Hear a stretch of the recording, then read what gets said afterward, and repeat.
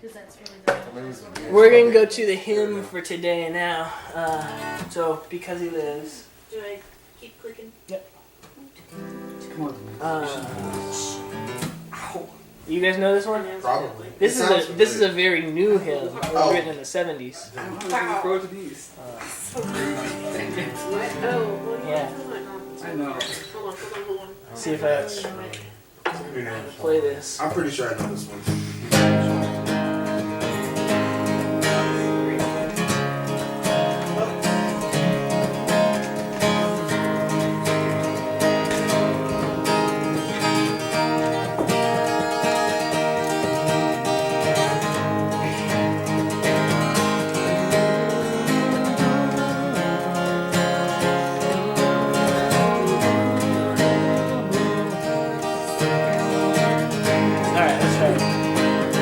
God sent His Son, they called Him Jesus.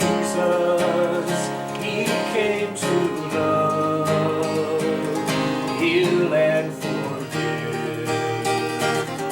He lived and died to buy my pardon. An empty grave is there to prove my Savior.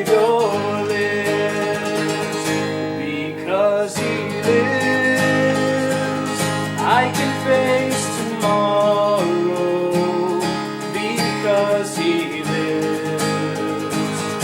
All fear is gone because I know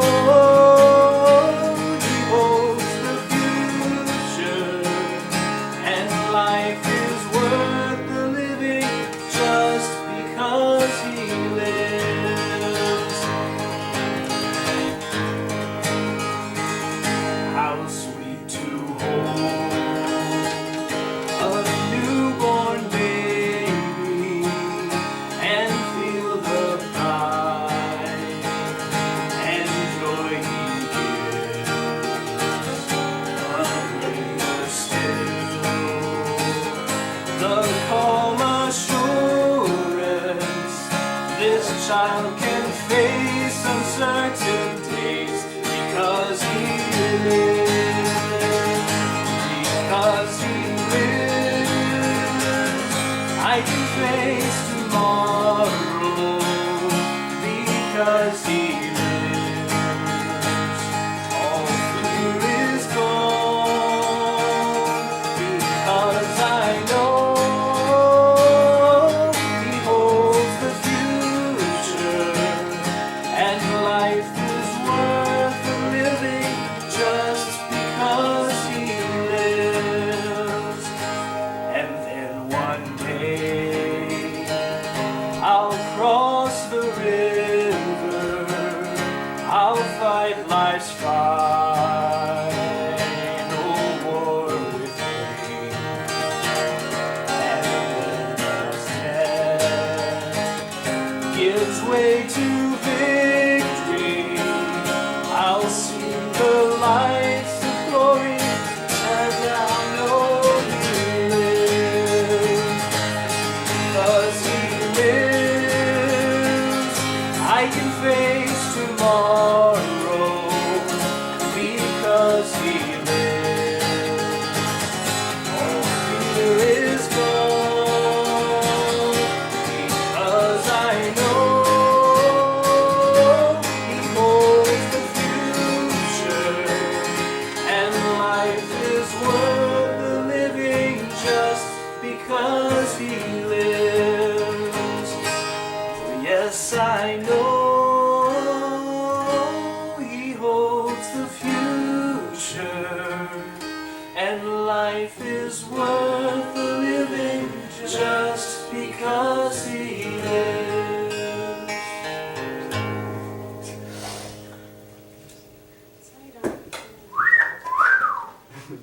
That's a great one.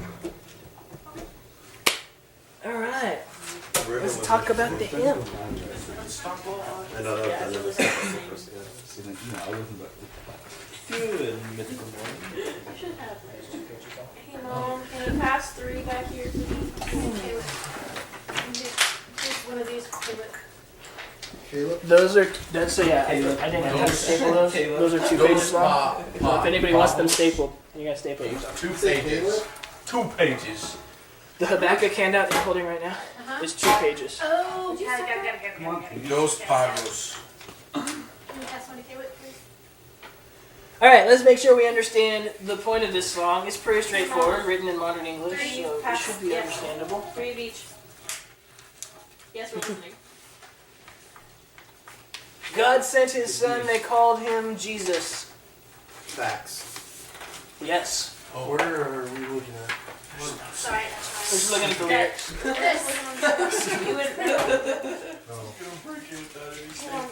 He came to love, heal, and forgive. He bled and died to buy my pardon. An empty grave is there to prove my Savior lives. Pretty straightforward. What's the basic point? What's he saying? Jesus died for me. God sent his son for Jesus. There you go. God sent his son Jesus and he died. Because of his resurrection, I can now live with him forever. Nice. And then the chorus, again reiterating a lot of the same ideas. Because he lives, I can face tomorrow. Because he lives, all fear is gone.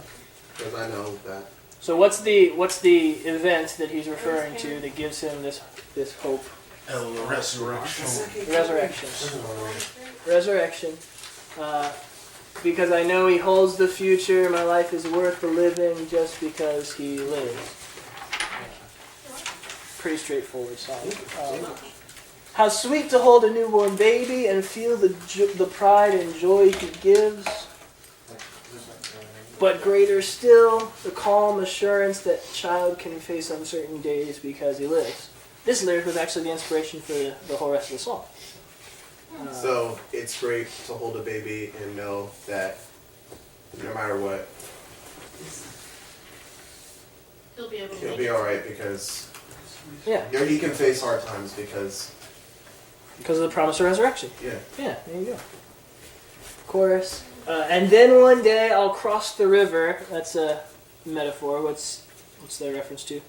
The river Styx. Dying, yeah, the river Styx. I'll fight life's final war with pain. Poetic way of saying I'm gonna die. Gonna kick the bucket. And then as death gives way to victory, I'll see the lights of glory and I'll know he lives. Woohoo! We win! We win, yeah. Yeah. Alright. No, love Trump's hate. Well, Trump's Trump. Wait, Trump wait. yesterday, No, Trump no, today. the government said that some of this Do matters. this here. I get enough for something. My brain is gonna explode. You want to read along with me? For the past 2 decades, the music of Gloria and Bill Gaither has greatly enriched evangelical hymnody. The one number that has especially highlighted the Gaither's ministry is a song that reflects their own philosophy of life, the resurrection principle, and the daily routines of life. Because he lives. Bill Gaither recalls the circumstances that prompted the writing of this song, which was voted by the Gospel Music Association and the ASCAP, America's Society of something authors and publishers, Christian authors and publishers, I think. As the Gospel Song of the Year in 1974, we wrote Because He Lives after a period of time when we had a kind of dry spell and hadn't written any songs for a while. Also at the end of the 1960s when our country was going through some great turmoil with the height of the drug culture and the whole God is dead theory which was running wild in our country, and also at the peak of the Vietnam War, our little son was born, Benji. At least Gloria was expecting him. And I can remember at the time we thought, brother, this is a really poor time to bring a child into the world. At times we were even quite discouraged by the whole thing, and then Benji did come. We had 2 little girls whom we loved very much, but this was our first son, and so that lyric came to us, how sweet to hold a newborn baby and feel the pride and joy he gives, but better still the calm assurance that this child can face uncertain days because Christ lives.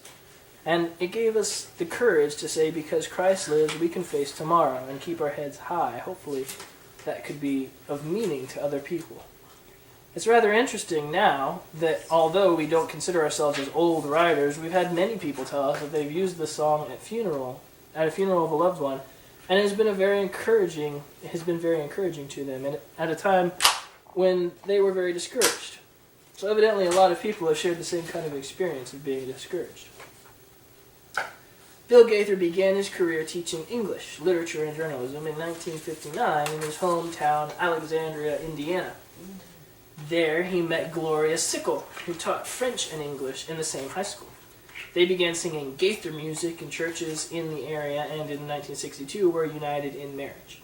Gloria and Bill both left the teaching profession in 1967 to pursue a full-time ministry of writing, recording albums, of which there are now more than 30, and performing approximately 50 concerts a year. Today, Bill also presides over several businesses, which has been a natural outgrowth of creative phenomena found in the lives and ministries of the Gaithers. These include the recording studio, music distribution company, and a printing plant. I think this last part is interesting, which is why I included it. When asked what he desired from the Lord for their future, Bill replied, "I hope he will help us to keep open as we grow older. I've been disappointed in the past by some of our Christian leaders who became closed-minded to new ideas in presenting the gospel. I hope we can always remain open to different new ways of doing or of preaching and singing the gospel. Hopefully, what we are doing is not only preparing people to spend eternity with the Lord, but even preparing them to enjoy it more with Him." This is interesting. Very forward-thinking outlook. Yeah, Like, Wait, that's does not that stapler work? it does. Rick and Rory. So today we're going over Habakkuk, or It's a Habakkuk. net. Or rope. It's a net. Or it's. Is this somehow tie in I got it. Yes. to the lesson today? Yeah. Get it tied. This Sherman. Whoa! Nathan, that was very bad. So real quick, let's review our prophets that we've been through so far. Give me something to distinguish them. So Joel, yes, kids, I know. they're Repent kids. and well, what's your Judgment is coming. repent? Judgment is coming. Yes, that is pretty much true for all of the minor prophets. What are some kids. unique features to help us distinguish all of the minor prophets? Keep All them right, so straight. one of them was the shepherd. I'm gonna go ahead and say that was Joel. That is Not Joel. Amos. Amos. That's what I meant. Let's start with Hosea, The kid. Gomer. The prostitute. the prostitute wife Gomer, and the kids Lo-Ami, Lo-Ruama, and Jezreel. All messages to Israel. You're not my people. Value of Jezreel, judgment. Okay, good. And the whole thing with go marry a prostitute, she runs away, go buy her out of slavery, as a metaphor for God and Israel. Yeah, okay, good. That's Hosea. Joel, Day of the The Lord. locust. the day of the Lord, locusts. Yeah, those are two good things to remember about Joel. Starts off with a locust plague, uses that as a foreshadowing of the coming judgment, and it's all about the day of the Lord.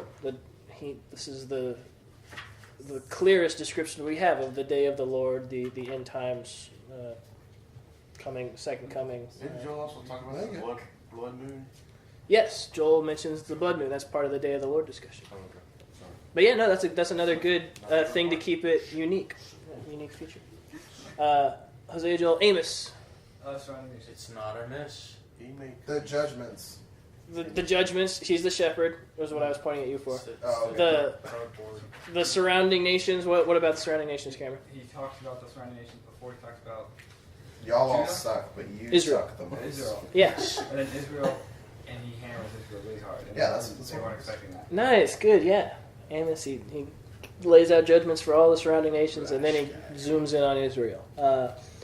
Amos, Hosea, Joel, Amos, Obadiah. Naked guy? Was he naked guy?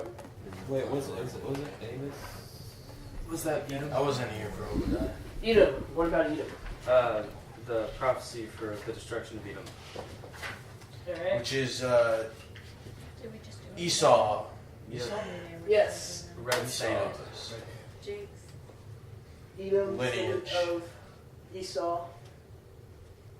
Yeah, because he was the dude that stole the inheritance. I wasn't listening for a minute. He was the guy that stole the inheritance, and then that he was Jinx. like, Jinx yeah, stole the inheritance. well, whatever. And then he was like, he built his own kingdom, and he wasn't supposed to, right? Yes. too far away. Yes. Obadiah is the judgment on Edom. It is unique in that it's one chapter long. the red sand, the red hair. Think of Esau. Thank you. You had the whole So while you're at it, you Israel, can throw me one Edom Maybe. I'm gonna use this parallel all piece. throughout history, and then that's Obadiah. Jonah, The wave. Like the Right. big fish. Go to. guy who got eaten by a big fish. Remember, we did Jonah a little bit differently, and I only gave you some highlights of things that most people forget about Jonah. What's the main thing that I was stressing? It's actually about Israel. Yeah, there you go. Jonah is Israel. The last chapter is the most important one, and everybody skips it. Chapter 4, where Jonah is representative of Israel, kind of like how Gomer and Hosea are representing God in Israel. Good. Micah.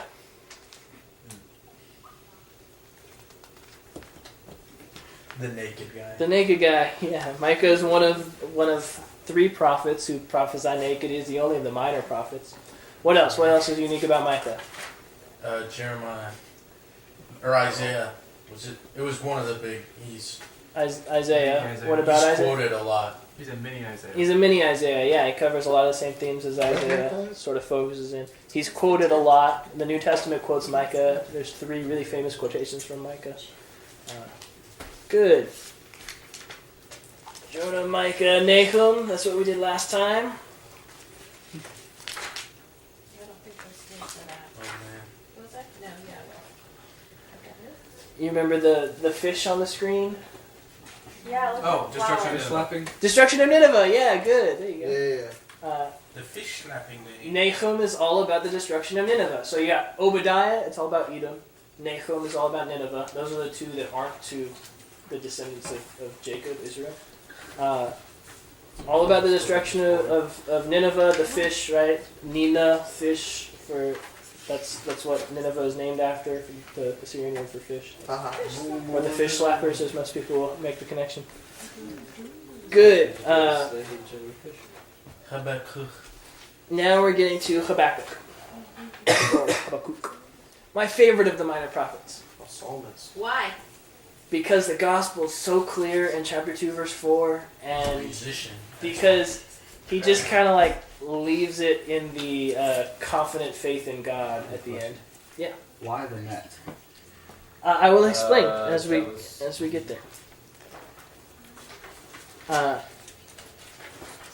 So if you were in Riggins last year, you heard me preach on Habakkuk, so Unless You you're have- downstairs holding children. you definitely were paying attention in the dark. That was Hey, it. that was nice. I had a great nap. Actually. Yeah. I'm just kidding. I don't think I fell asleep. While I don't was remember paying that. attention, I might not remember it. That's all good. I was paying Couldn't attention. hear. Because you were in another house. Let's do introductory issues to start with. First of all, who wrote Habakkuk? Habakkuk. Habakkuk, yeah, Habakkuk. How do you know? 1-1. Verse 1. The oracle that Habakkuk the prophet saw. So we're going to go out on a limb and say Habakkuk wrote it down. His name means embrace, or some would render it wrestle. The idea being he embraces, wrestles with God in this this exchange that he has with God. Habakkuk is pretty neatly organized. It's a first Habakkuk talks to God, then God responds. Then Habakkuk responds to God's response. Then God responds again. So you have this back and forth, 1, 2, 1, 2, and then you have Habakkuk singing a song, coming to terms with what God said. Pretty straightforward outline, simple structure. Written in the 7th century, likely during the early part of Josiah's reign, about 630 BC. Well, I want you to remember that number, because we're about to go through the kings. The kings are all the same as the kings from Nahum, so this is a review when we get to the background on the kings. Message: God is sovereign and just, even when it feels like He's absent and allowing evil to reign. God will resurrect those who have faith in Him. Those are kind of the 2 main points of that.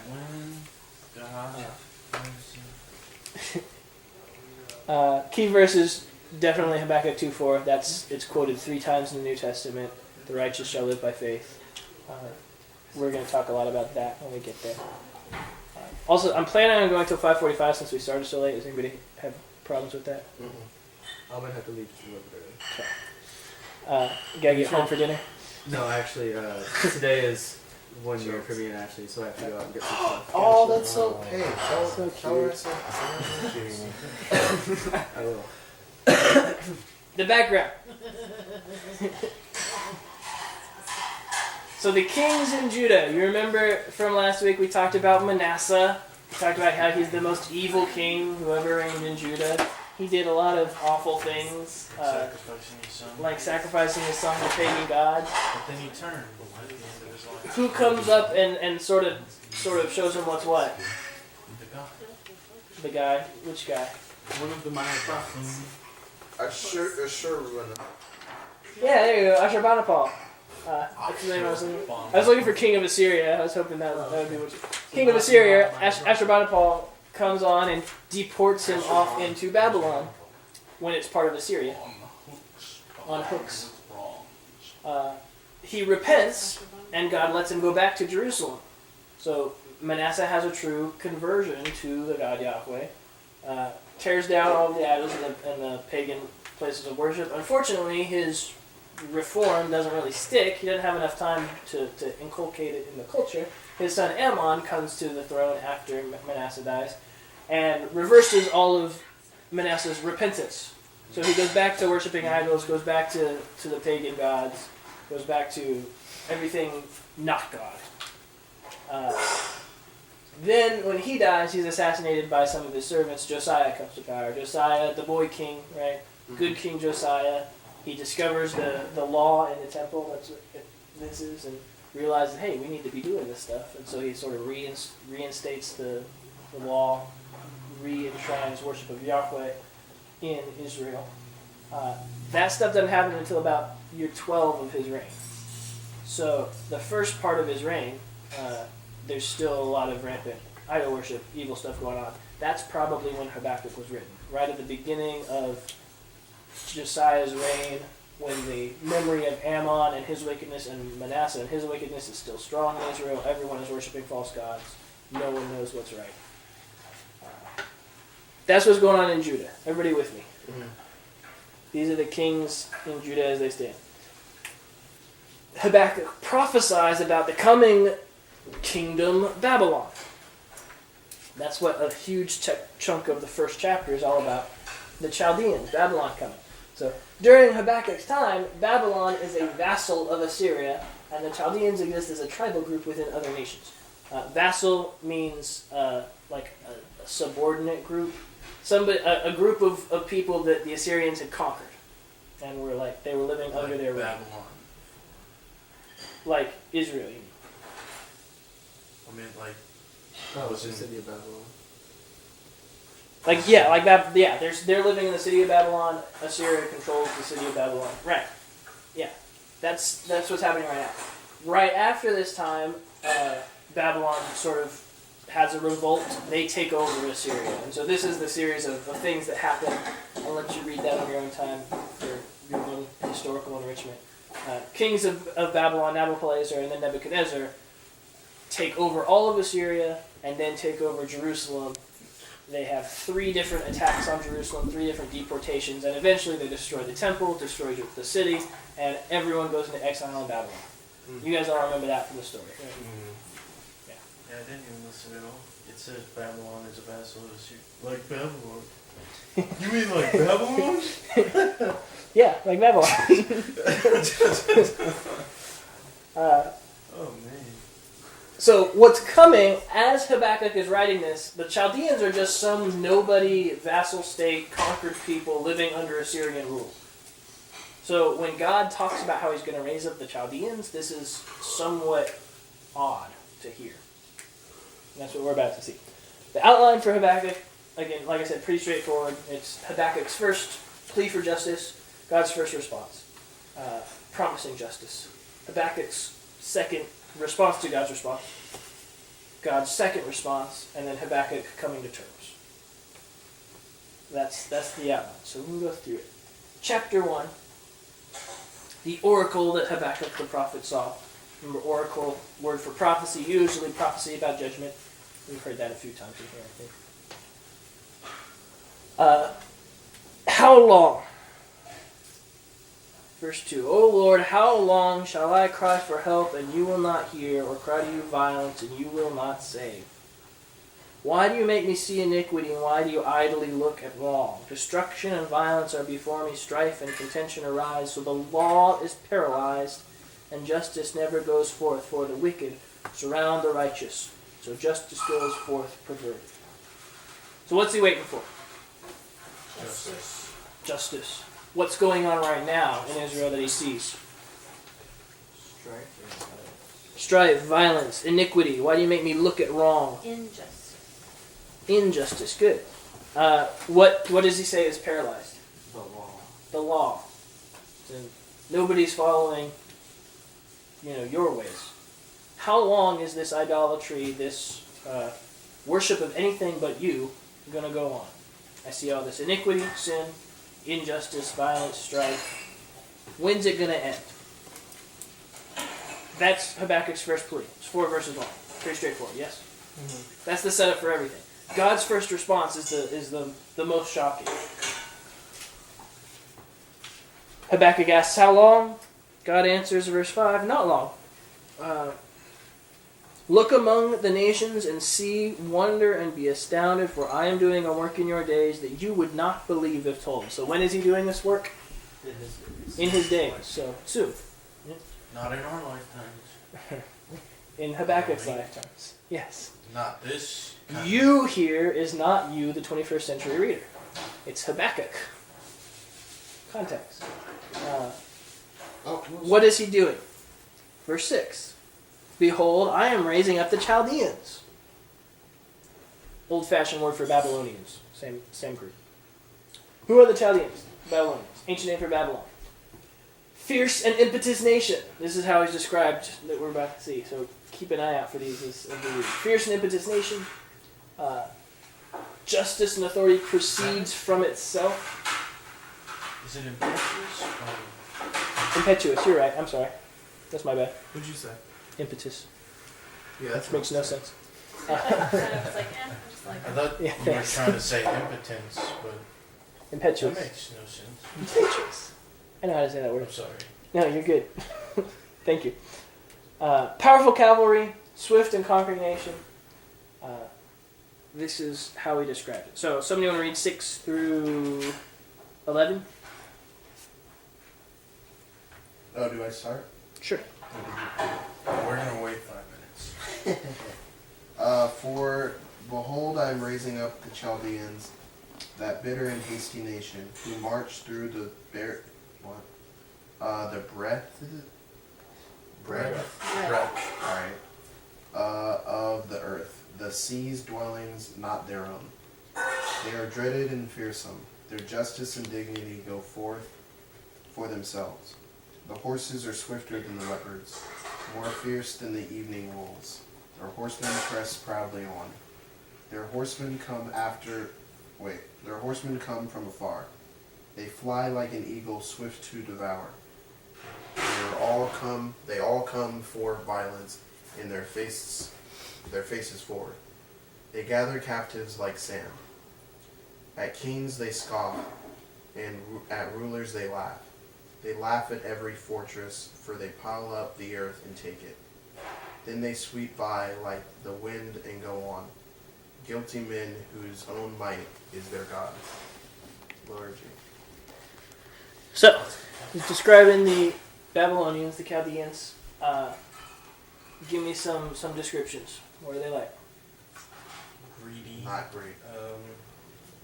Ruthless. Not great. Great horseman. Great horsemen. Proud. Swift. Good. dreaded. Dreaded. Like that. What are they coming for? Verse 9. What is their goal? Violence. Violence, conquest. Yeah. Violence. At kings they scoff, and at rulers they laugh. They laugh at every fortress, for they pile up earth and take it. And remember, these Chaldeans right now are just some wimpy vassal state of the Assyrians. This is somewhat odd that God is describing it like this. But, more than that, Habakkuk is saying, there's evil going on in Israel, when are you going to do something about it? And God's answer is, I'm going to rise up the Chaldeans, and they're going to come in and conquer everything. The natural response of Habakkuk would be, say what? What? Come again? I think we got a bad connection, God. Yeah. So that's verse 12 starts off. Are you not from everlasting, O Lord my God, my Holy One? We shall not die.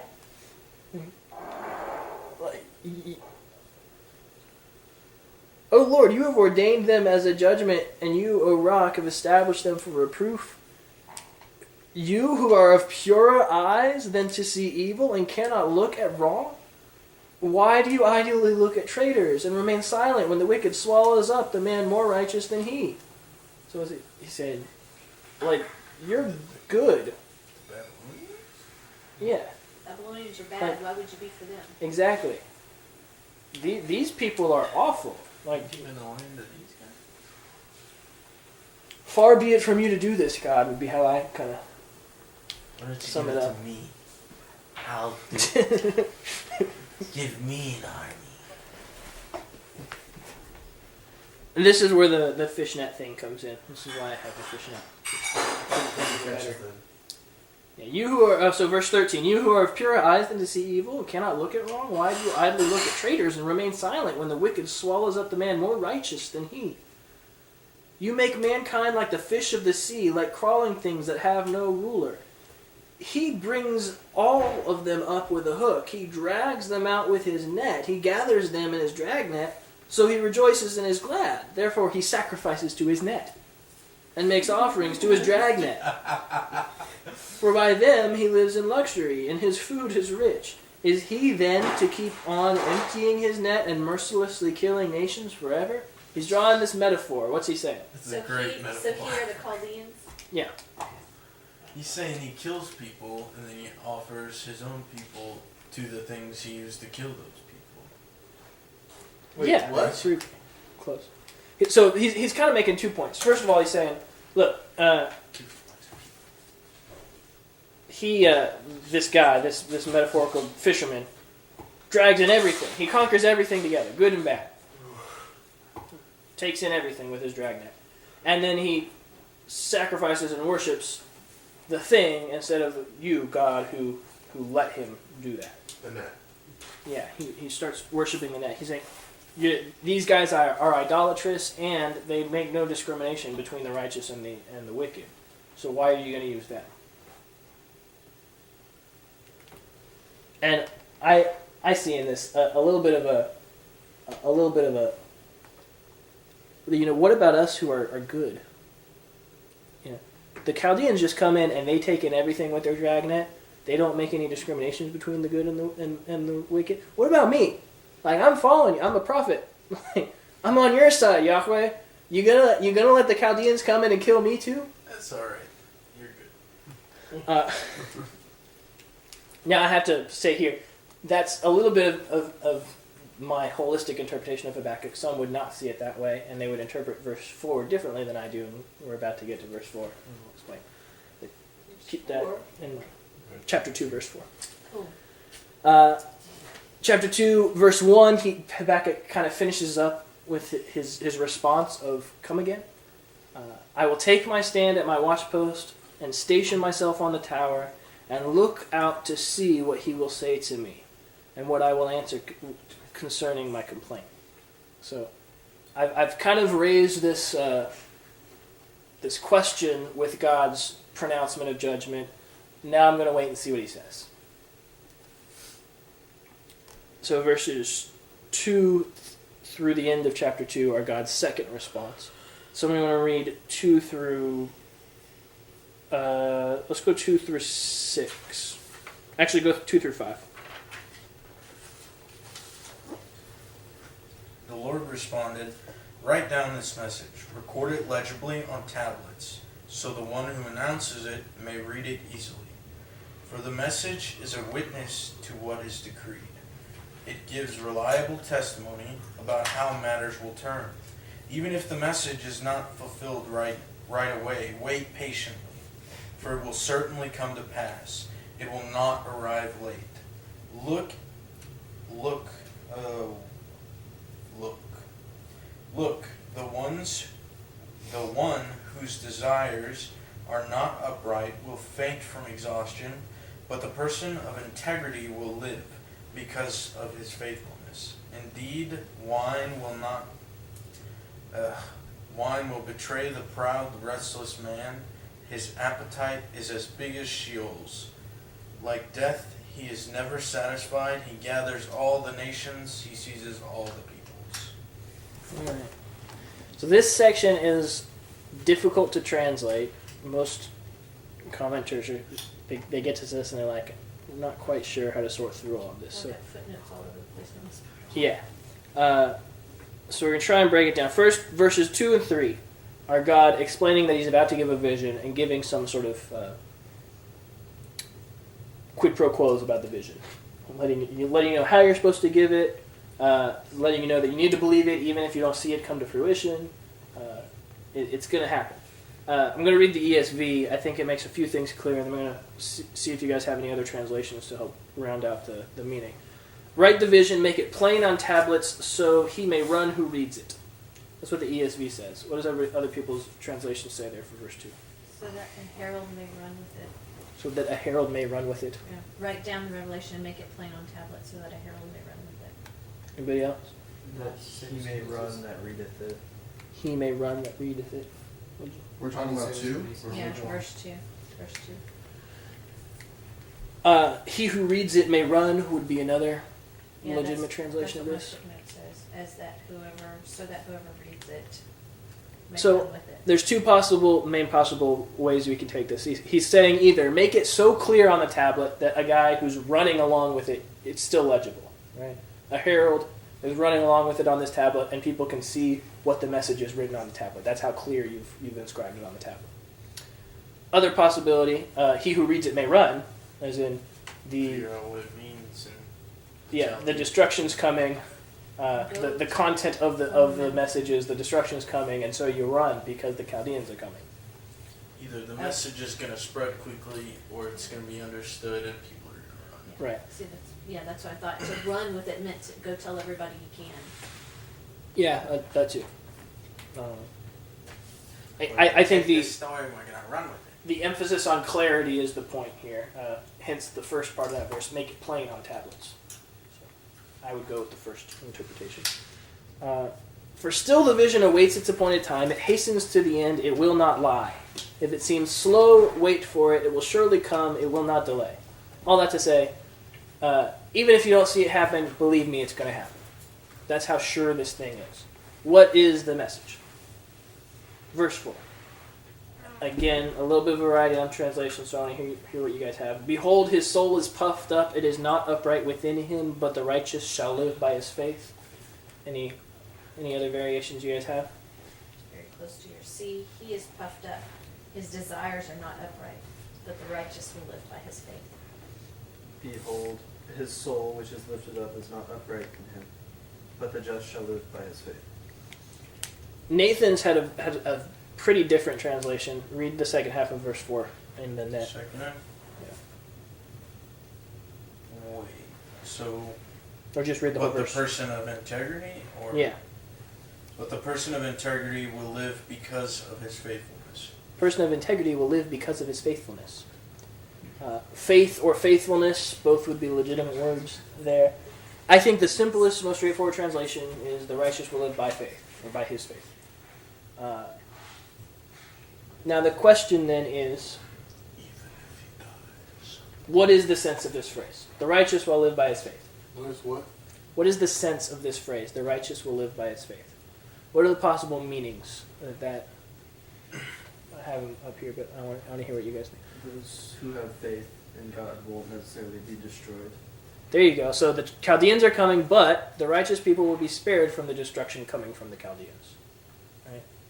The faithful people who are living will live because they're righteous and they're living by faith. So they won't see the destruction of the Chaldeans that is coming. Right? That's one possible meaning. What's another one?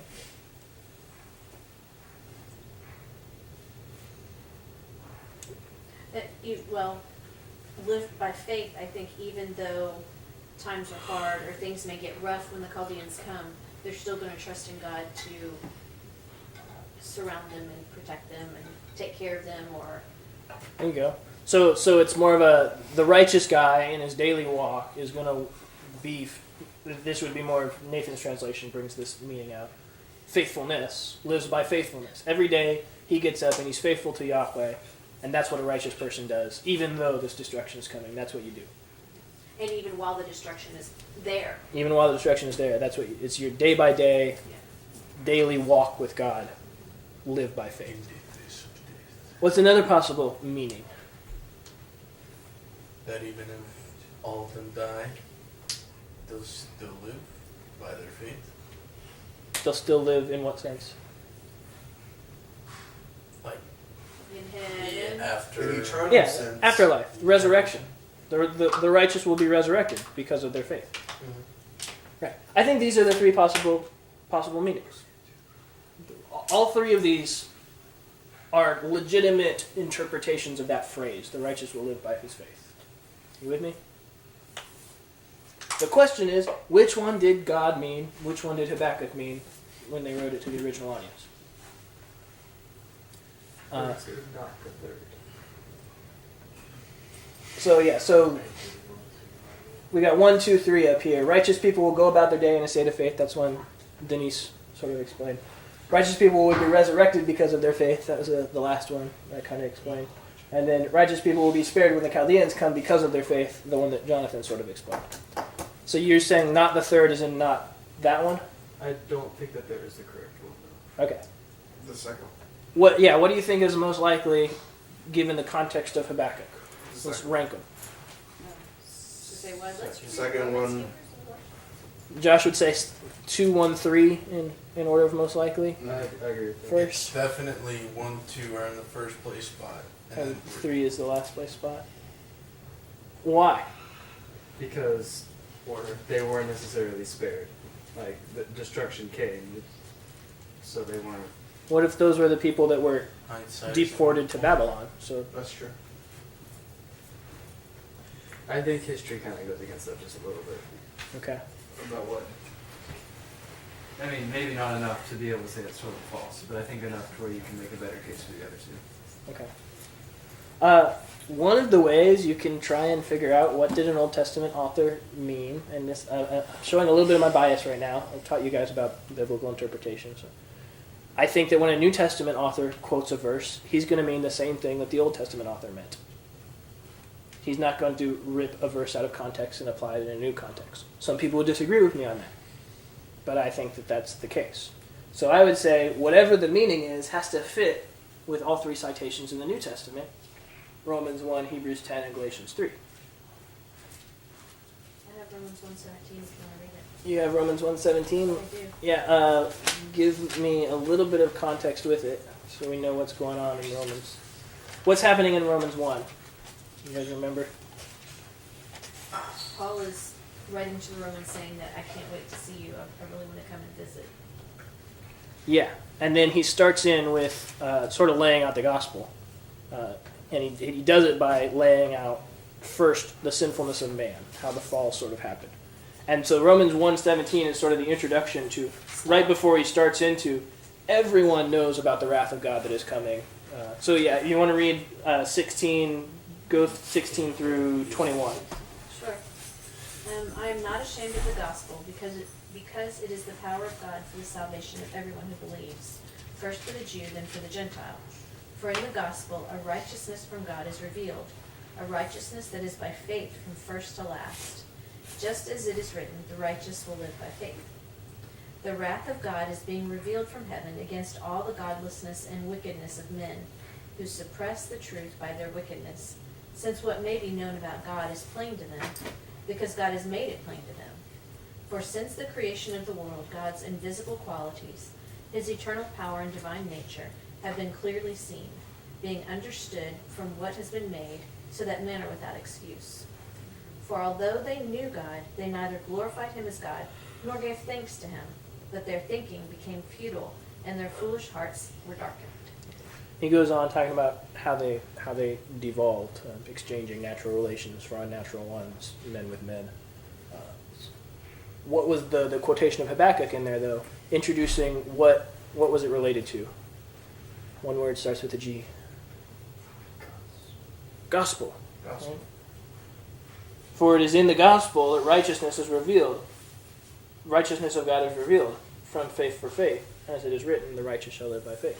What's the gospel all about? Righteous living by faith. Yeah. In what sense? 1, 2, or 3. But we resurrected. I can't believe I forgot that phrase. Yeah, I would say it's the gospel is all about the second. Gospel boils down to one word: resurrection. 1 Corinthians 15. I think Paul would summarize the gospel by saying, "Yeah, you're going to be resurrected." There are those. I'm going to try and give both views. So, very good Christians who would say the gospel includes righteous people who go about their daily life in faith. Faithfulness towards God is part of the gospel. I disagree with that. Slight distinction, but so I would say 1 and 2 are still kind of neck and neck with Romans. I think I'd give the edge to interpretation number 2, though. Everybody with me so far? Let's go look at Galatians before we turn to Hebrews.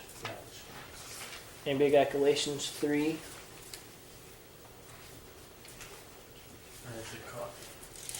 We all worked through Galatians together. We did. I remember Very that. carefully.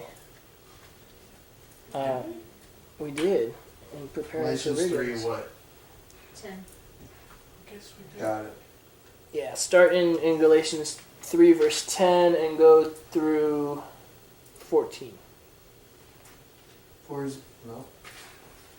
as many as are on the principle of works of law are under curse, for it is written, "Cursed is everyone who does not continue in all things which are written in the book of the law to do them.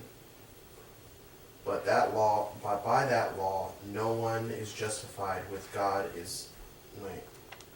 no one is justified with God is evident, because the just shall live on the principle of faith. But the law is not the principle of faith. But he that shall have done these things shall live by them. Christ has redeemed us out of the curse of the law, having become a curse for us. For it is written, Cursed is everyone hanged upon a tree, that the blessing of Abraham that might come to the nations in Christ Jesus, that we might receive the promise of the Spirit through faith." What translation are you reading, Christopher? Oh, my bad. I was reading a weird translation. I didn't even realize that. Darby. Okay. Yeah. I was like, why am I reading that? No, that makes sense. Okay. That's Yeah. good. No, that's good. That's still the Bible. I was like looking at different translations earlier and I forgot. Verse 11. So, but he's talking about the fact that the law can't save you. Doing good works can't save you. No one lives under those who rely on the works of the law are under a curse, for it is written, "Cursed be everyone who does not abide by all things written in the book of the law." And it's evident that no one is made righteous, justified before God by the law, for the righteous shall live by faith. But the law is not of faith, rather the one who does them shall live by them. Christ redeemed us from the curse of the law by becoming a curse for us. For it is written, "Cursed is everyone who is hanged on a tree," so that in Christ Jesus the blessing of Abraham might come to the Gentiles, so that we might receive the promised Spirit through faith. What sense is he quoting this verse? He's quoting 4 different verses in this tight little section, but this particular verse. You're not saved One. by the law, you're saved by your faith. And 3. And 3. Wait, what did I say? Did I say 3? Yeah. You said 1 One. and 3. 1 and 3. Not 3. Yeah, see, I think it's 2. Oh. But I think most people would read this and say 1. That's what they're talking about. But here I'm going to replace one word with a slightly more clear word to get my meaning across, and see if you agree with me that this is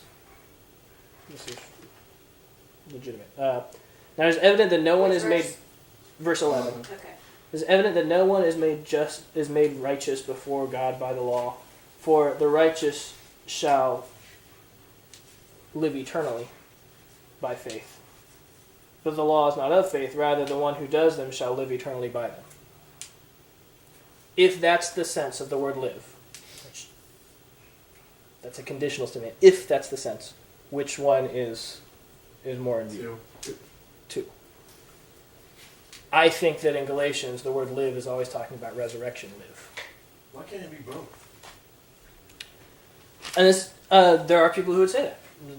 It can be both, and I would disagree with them. I think it can't be both unless the author makes clear that he has a double entendre in mind. And I think you'd have trouble making the case that Paul specifically has a double entendre in mind when he's... It could be both for Paul, but it couldn't be both in Habakkuk, because if one is true and one isn't. Why? What do you mean? Well, because one happens and one, what if people didn't go day by day living by faith? What if they did though? But what if they did? They would die. I don't understand. So They I were- would argue that if you're going to say it's a double entendre, it has to be a double entendre in all four occurrences: Habakkuk, Hebrews, Romans, and Galatians. That would be my argument. But isn't it? I mean, isn't it talking about both? I don't think so. I think he's just talking about resurrection. Are they You saying mean resurrection that or the live- state of faith? Are they saying that living is one contiguous motion? And this is where we're And getting... that It all comes down to, what do you mean by live? is the death at the end of your life actually death? I think if you Or do you just look at the continue context to- specifically in this verse, starting with the beginning No, of verse You 11, die. clearly no one is justified before But they said God go by to the sin. law. To me, says you go about that. To me, says one, Interesting. because you're trusting God every day for in all things that you do.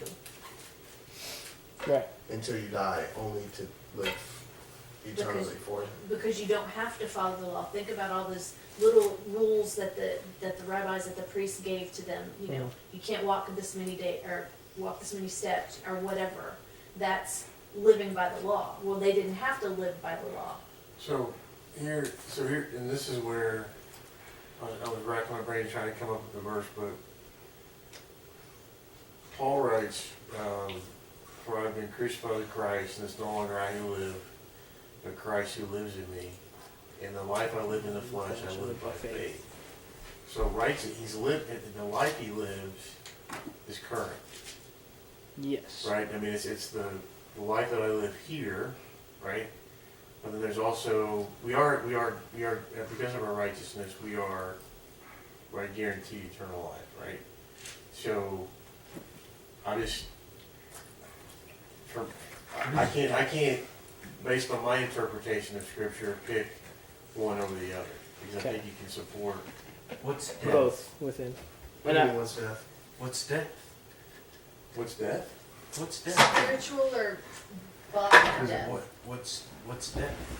Well, What so do you mean spiritual? Or Death would be the end of life. But Yeah, if you so- believe that Spiritual you go to death is sleep at the end of your life, spiritual then death it's is just going one to hell. contiguous motion of living. But it's not, because you're You just go to dying sleep. only to be resurrected in him. So So this is good. I'm not actually going Death of the to body. resolve this because it's one of those things that people argue about. So I'm I mean, you can't be gonna let you resurrected. argue if you're about not. it. Well, Hebrews shining more light on it. Yeah, we're gonna read Hebrews. It doesn't do anything to clarify. It just makes the waters muddier. But Oh, well, why are we reading it? Conflict. because we got to see all the references. Hebrews 10. You know what Hebrews 11 is, right? Yes. What's Hebrews 11? All faith. The Hall of Faith. So, by faith so and so did this. By faith so and so did that. By faith so and so did this. They obeyed. They were tested. They lived. Was born, etc., etc. Hebrews 10 introduces the Hall of Faith. So we'll pick up in verse 32. But recall the former days. After you were enlightened, you endured a hard struggle with sufferings, sometimes being publicly exposed to reproach and affliction, and sometimes being partnered with those so treated. For you had compassion on those in prison, and you joyfully accepted the plundering of your property, since you knew that you yourselves had a better possession and an abiding one. Therefore do not throw away your confidence, which has a great reward. I think that verse is key to understanding the whole rest of the chapter, FYI. For you have need of endurance, so that when you have done the will of God, you may receive what is promised. what is promised. Verse 37. For yet a little while, and the coming one will come and will not delay. But my righteous one shall live by faith. And if he shrinks back, my soul has no pleasure in him. He's conflating 4 different references there. 3 different references. Bye, Jonathan. Bye, Jonathan. So he, in the middle of there, he quotes Habakkuk word for word. And he sort of paraphrases some other parts of Habakkuk. But yet a little while, and the coming one will come and will not delay, but my righteous one shall live by faith, and if he shrinks back, my soul has no pleasure in him. But we are not of those who shrink back and are destroyed, but of those who have faith and preserve their souls. This is where I would say, I think, in Hebrews, again, I think number 2 fits the best. Lots of very good Christians who would say number 1 fits the best. They would emphasize the perseverance, the endurance words, and say, look, it's number 1. I would emphasize the confidence, the reward that awaits you, receive what was promised, do not shrink back and be destroyed, preserve your souls, and I would say it's number 2. We're talking about resurrection. I don't know. I think it's both. Perfectly happy to let you guys think it's both. I don't, but I'm not going to start a new church over whether or not. I'm gonna start a new church. Death isn't real.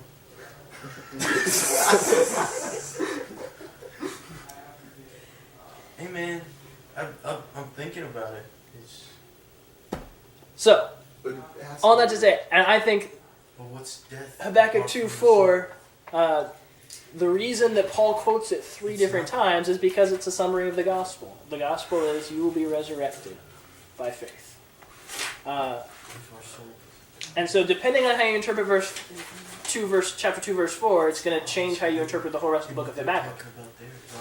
And we're going to go through the rest of the book of Habakkuk now. We got 15 minutes. Good. So, Obviously. the rest of chapter 2 is a series of 5 pronouncements of woe. God...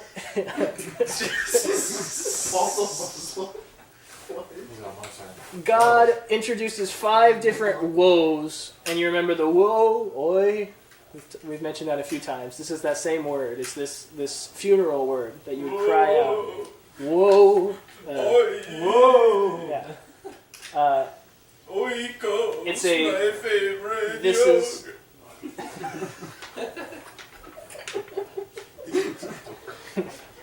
So these are the 5 woes that God pronounces on, I think, both Israelites and Chaldeans. Some would say just Chaldeans, some would say just Israelites. Up to you. We'll read it real quick and I'll let you pick. Shall not all these take up their taunt against him? This is what I think is just the Chaldeans.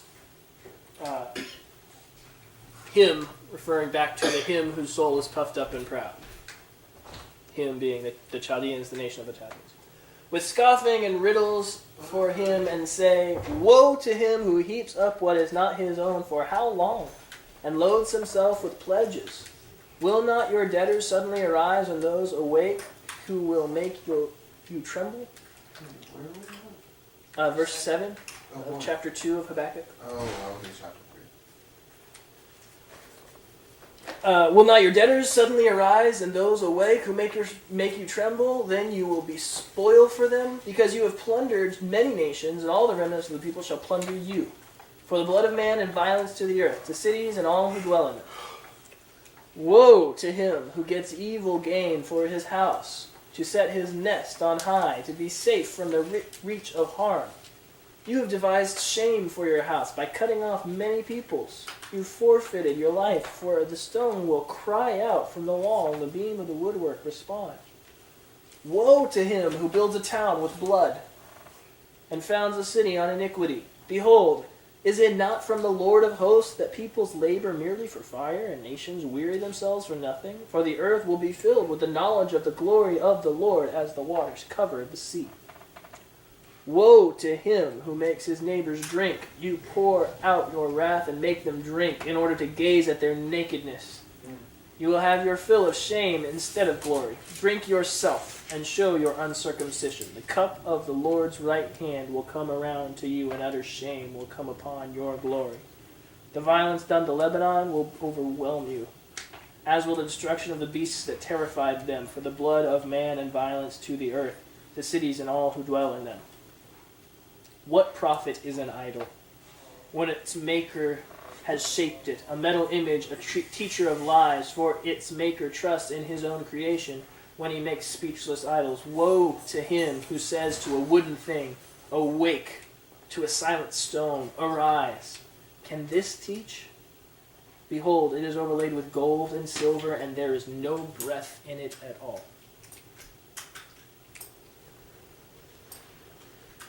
God is speaking these woes to either you're saying Israel, and then all of their idolatrous ways that he's judging, the Chaldeans, who are conquering the Israelites and going to get what's coming to them, or to both. The last one is I think the most incisive. Woe to him who says to a wooden thing, awake, to a silent stone, arise. Can this teach? Behold, it is overlaid with gold and silver. There is no breath in it at all. Point being, who is there breath in?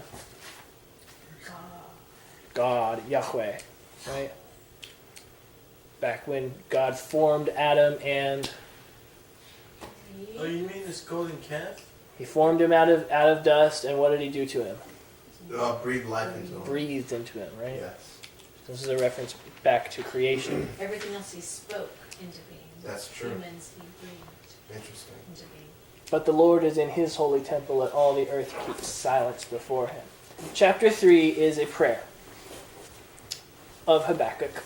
Prayer or song. It's a psalm that he writes in praise to God. What is Shiganah? Shiganah. Unknown. Probably a tune, like a well-known tune, that, but unknown. That's why they just transliterate it. That's a weird word. Yeah. Shigonot. So what I want you to do is I'm going to read this, and I want you to close your eyes and listen and imagine, picture the imagery that is being laid out. You're going to hear things referencing God in creation, God in the flood, God in conquering things in Joshua's conquest of Canaan. You're going to hear all these things of what God has done for the people of Israel, and this is Habakkuk's prayer. This is kind of his response to judgment is coming on Israel, and there's going to be all kinds of destruction. How do I respond to this? His response is, I trust and believe in God. And he sings about God's amazing attributes. So picture what he's saying. O Lord, I have heard the report of you, and your work, O Lord, do I fear. In the midst of the years, revive it. In the midst of the years, make it known. In wrath, remember mercy. God came from Teman, and the Holy One from Mount Paran. His splendor covered the heavens, and the earth was full of his praise. His brightness was like the light rays flashed from his hand. And there he veiled his power. Before him went pestilence, plague followed at his heels. He stood and measured the earth. He looked and shook the nations. Then the eternal mountains were scattered. The everlasting hills sank low. His were the everlasting ways. I saw the tents of Cushan in affliction, and the curtains of the land of Midian did tremble. Was your wrath against the rivers, O Lord? Was your anger against the rivers, or your indignation against the sea, when you rode on your horses, on your chariots of salvation? You stripped the sheath from your bow, calling for many arrows. You split the earth with rivers, and mountains saw you and writhed.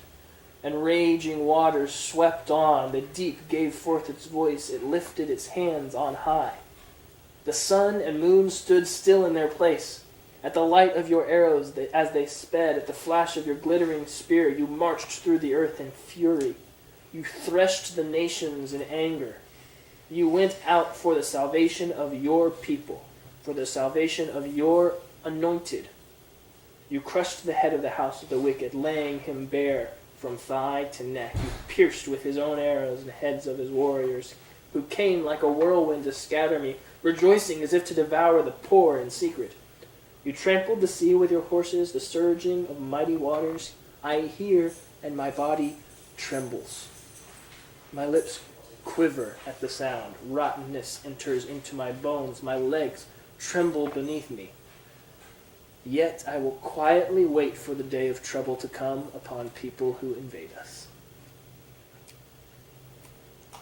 What did you hear? He talked about the flood at the point when he was talking about him riding on the chariots or something in the mountains and the rivers flowing over the. Right, the rivers flowing over. Yeah. He mentioned the sun and the moon stopping in the sky for Joshua when he's fighting the Amorites. Mm-hmm. What else? Images of creation, light. Blacked You blacked out. I was trying to figure out where the creation was, but I wasn't hearing it. But I guess I wasn't. I think overall I got a sense of the earth trembles at you, Lord, so my enemy should as well, because you are on my side. Mm-hmm. So it's like just an overall sense of what I got. Good. There's a couple of key things that pop up in there too about promises of salvation. In wrath, remember mercy. Right, references to God and his nature. Exodus 30:33. We've referenced that a ton of times now, going through the prophets. I'm afraid, this is how I would summarize the last bit. I'm afraid, but I trust you. Verses 16 through 19. So let's read those again. So, somebody want to read 16 through 19 for me? I listened and my stomach churned. The sound made my lips quiver. My frame went limp as if my bones were decaying. And I shook as I tried to walk. I long for the day of distress to come upon the people who attack us. Through 17? Through 19. Through 19. When the fig tree does not bud, and there are no grapes on the vines, when the olive trees do not produce, and the fields yield no crops, when the sheep disappear from the pen, and there are no cattle in the stalls, I will rejoice because of the Lord. I will be happy because of God who delivers me. The sovereign Lord is my source of strength. He gives me the agility of a deer. He enables me to negotiate the rugged terrain. Oh, I remember that. Yeah. I remember you. Yeah, because I used you in the illustration. Sorry, the Net Bible just messes up this section of text. There's a few key verse 18. Yet I will rejoice in the Lord. I will take joy in the God of my salvation. I love that line. I will take joy in the God of my salvation, the God who saves me. Would be another way to translate that. Again, you're coming back to, is it one or two? God who saves me as in preserves me through the Chaldeans, or God who saves me as in God who's going to resurrect me in the end? Take a good. Or God who saves me from the life of anguish I would be living before I had faith. Don't forget that. And then verse 19, God, the Lord is my strength. He makes my feet like the deer's. He makes me tread on my high places. As in, when the coming judgment and coming destruction of the Chaldeans makes me tremble, yet, what is my resolve? What gives me strength? The Lord. Remembering who he is. And he makes me like the deer's feet, like sure-footed. Right? You ever seen... Even in unstable paths. Even in unstable paths. Saw deer park the other day. It was actually weeks ago, but still. It was like 6. The deers here aren't like deers. Anyone knows Like those? rigging deers? Or those elk? What are deers? His final What deers resolve are. is, Deer. even though Sorry. all sorts of bad things happen, fig tree should not blossom, grass may wither, flower fade, to quote the Psalms.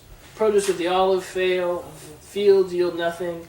Put it in modern context, even if my stock portfolio crashed and my 401k disappeared, if I ended up destitute on the streets, if I had nothing left in this earth, I would yet rejoice because of the God of my salvation. Yeah. Even if old map is good. stacked.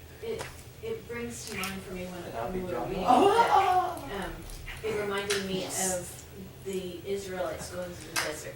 They went from lavishness. Granted, they were slaves or whatever, but they went from being provided for physically to having nothing in the desert, and so God still provided for That's good. them. I like that. Yeah, that's Or, probably. I wouldn't doubt that might be part of what Habakkuk is thinking of too. That's quite often what they're thinking of is Yeah. the Egypt wandering is fresh on their minds. Well, somebody always says, and who's the one that brought us out of Egypt through the desert? There's some, I can't remember who it is. Someone always refers back to that. Lots of the Old Testament writers did that. Yeah, I can't remember who I'm thinking of. Quite common in the Psalms. Quite common in all the prophets. Major in particular. That's Habakkuk. That's my favorite of the minor prophets. Next week we will do Or David. It's David. Isaiah, Joel, Amos, Obadiah, Jonah, Micah, Habakkuk, Zephaniah.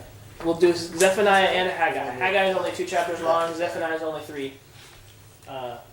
And they're both pretty straightforward. Haggai is really simple. It's, hey guys, let's build this temple. That's Haggai. Hey guys. Spoilers.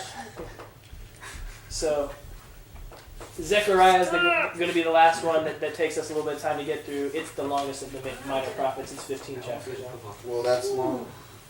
And then we'll be doing Malachi. And then What? we'll be done. What do you mean, what am I doing? That's crazy. I know, right? What? Be thinking. So we've got probably, I'm guessing, 4 weeks left. We'll do Zephaniah, Haggai, then Zechariah, take 2 weeks, and then Malachi in 1 week, and that'll be it. So my guess is a month. Be thinking about what you want to be doing next. I was going to You could do like suggest a revelation Genesis. refresher before we go into the next one. A refresher course. Just like a mini, Like a mini, 1 or 2 day. Oh, speaking of, mini message. I actually had a chance to use the studies I did for the Christian worldviews. Yeah? In English class, because she was asking a bunch of questions like killing versus murder, or euthanasia and capital punishment. I'm like, Nice. I know that. I was trying to I'm so glad to hear that. I was trying to Hey, talk you to guys teach someone. Practical. I actually went and downloaded the PowerPoint, so look through them real quick. Sweet. I was trying to talk to someone the other day about that killing and murder aren't the same Yeah. thing, Yeah. and I kind of forgot like all the little specifics or whatever. But it came out to where the person was telling me that like they either said that murder is a social construct or they said killing is a social construct. But it was one of the two, and I was like, It would probably say murder is a social construct. but we were talking about like because we ended up getting into the conversation about free will and or is it, no, it's like hard determinism or hard, Hard or soft determinism. yeah, and So he definitely knew what he he was would. talking about. He was saying he's a hard determinist. No, he's saying he's definitely not a hard determinist, Okay. but he was saying that his like ex-girlfriend was, and he was explaining like why that didn't make any sense to her, how like, but I don't know. I think I came out of it saying that I was maybe a soft determinist, but I don't even know. I have no clue what Generally, it is. determinism would be something more of an atheistic worldview would ascribe to. But it's sort of the Christian equivalent of determinism would be predestination, Yeah. absolute sovereignty, No, he couldn't get it. which essentially I am a hard determinist in the Christian sense. Yeah. So okay. But that's not something I would say to just any old atheist who's a determinist, because that would be easily misunderstood. Yeah. What do you want? So yeah. What is determinism? When you cut your beard, you should donate the hair to me. Determinism is in the atheistic worldview, determinism is the idea that all actions are free will is a complete illusion. All actions and events that happen on Earth is just a series of numbers, yeah. If you had all of the data and all the variables, it's just atoms firing electrons and interacting in chemical reactions. That's hard to determine. It's hard to determine. So the idea being everything that happens is always what will have happened because there's no other way that these chemicals could react. But you said something a while back. I remember. I was trying to remember when I was telling him this. I was trying to remember like what exactly you said, but I remember you saying like it's not even about that But, so anyway, is so. like what's gonna when happen Josh is always drove gonna to the happen church, because like, that's how during it's the bonfire, supposed to, or whatever. But we it's like started talking. it's the sovereignty of God and And- how He comes into play. If we just we can't come to grasp with And so. Him and His plan. So like why? For some reason, he So it was something like that. It was something about what you. It's kind of similar to that. So yeah, I mean, I say something similar to that in that I believe that God has ordained all things that will occur, and He not only has He ordained them, He causes them to occur. And so. And yet we have an experience of will, apparently, and you know, some- we exercise some sort of a will in His plan. The reality from God's perspective is that He is in complete control and causing all things to happen. Yeah. But our experience of it is that we play a part in exercising our own will to align with that. So like, it's just. And so since we don't have access to the full And I just remember played that's out, what I was knowing and causing everything to occur, we're not God. Yeah. We are humans. It was literally, We Caleb, don't why do you have to be so we don't live in this sort of well, I don't have to be responsible for any of my actions sort of a thing because we have a will. We're created with a will in the image of God. The reality is God is responsible for all of our actions, and yet we are responsible for our actions. There's some way that those two intertwine. If you're forced to resolve a conflict, then you err on the side of God is sovereign and causes all things to occur. Yet He's not responsible for evil. We are. I see it as being one of those mysteries that His thoughts are greater than my thoughts. Well, like Yeah, the last like- name thing. That'd be one of the biblical ways of expressing what I just did. Yeah, His thoughts are not my thoughts. His ways are not my ways. You just touched my feet? Yeah. Yeah. Okay. So Well, technically your feet touch my face. when talking with an atheist who's a determinist, there's actually a lot of common ground in our two views. It's just that I think God's making it happen. He thinks that random chemical reactions are causing it to happen. Yeah. Would you like to sit down? No. Science. It's like a hard, I mean, hard you butterfly could, effect. but Yeah. no, nope. No. The sound of the Everything is fear. So is it the Everything. same as saying that like us as Christians we know the end result, but there are decisions and there are different processes, different routes Except they don't know the end result. that can. Well, I mean, we do. Except for death. So, yeah, what do you mean by we know the end result? Well, I mean, like Revelation, like we know the end result. Yeah, we know where all this is headed. These are just Yeah. like God's gonna win. Yes, so that's what I mean. Like, so we know where all this is headed. So But- regardless of what we Starting to do, think. we know it's Because if always the soul gonna end up doesn't here. die, Yeah. So Ultimately, our faith is that God is much bigger and stronger and more powerful than any human, What's the body? and He's going to get His way in the end. yes, yeah, That would be how it boils down. right? okay.